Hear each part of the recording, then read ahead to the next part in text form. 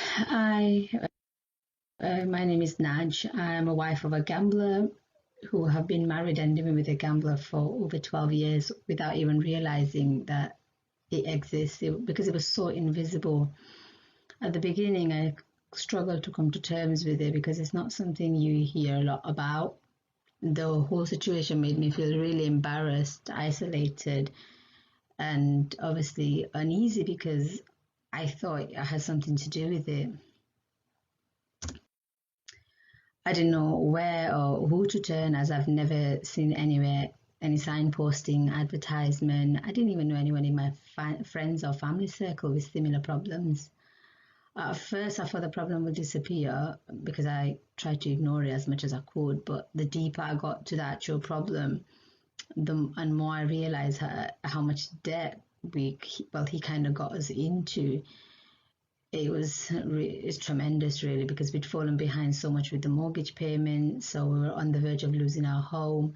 Essential bills had fallen behind, so we had like court proceedings and stuff going on.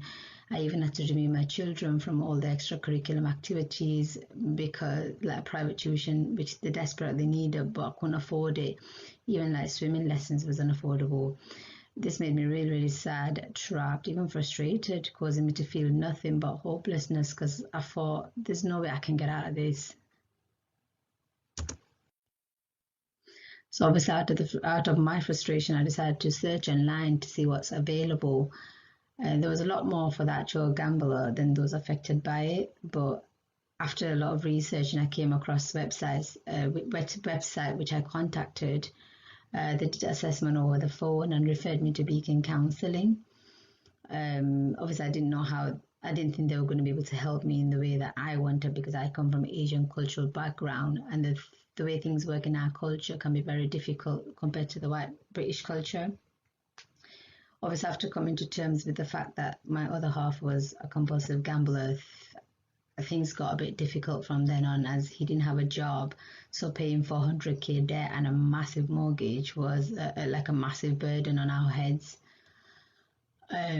This obviously causes behavior to change because it's difficult to live with him. So I tried getting help with housing so I could move out, obviously for our safety, for mine and the children's safety, because I had people knocking on the door like silly hours of the night asking me to return the money, to obviously let them in. Like one of them even threatened to burn the house down if I didn't open the door with me and my children in it.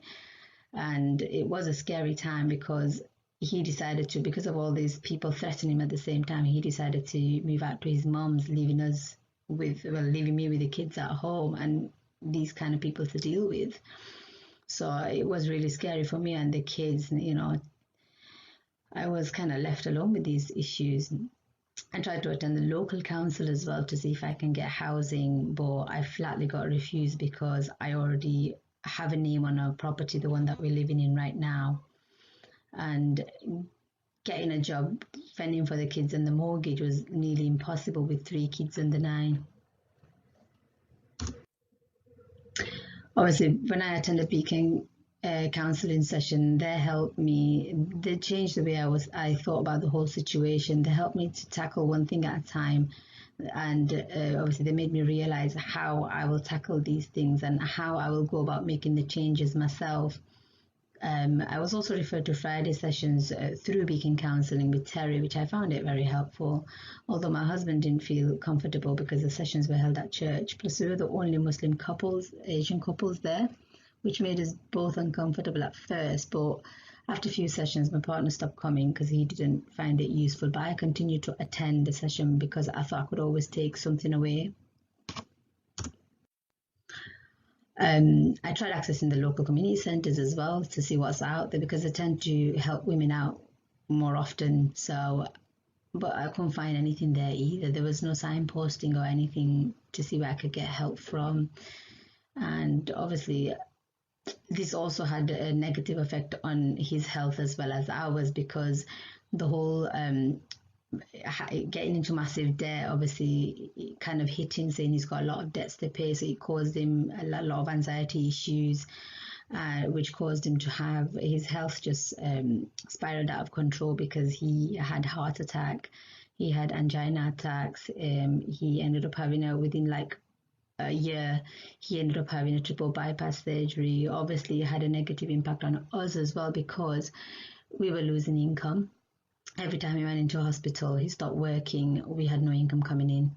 And obviously, we were, I struggle with the kids mentally as well because then I'm having to look after him and the kids. So, it's this gambling kind of took his health away as well.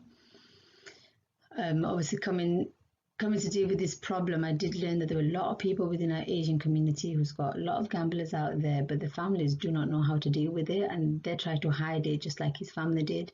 So the gambler keeps on gambling and families keep on bailing them out or even eventually disowning them.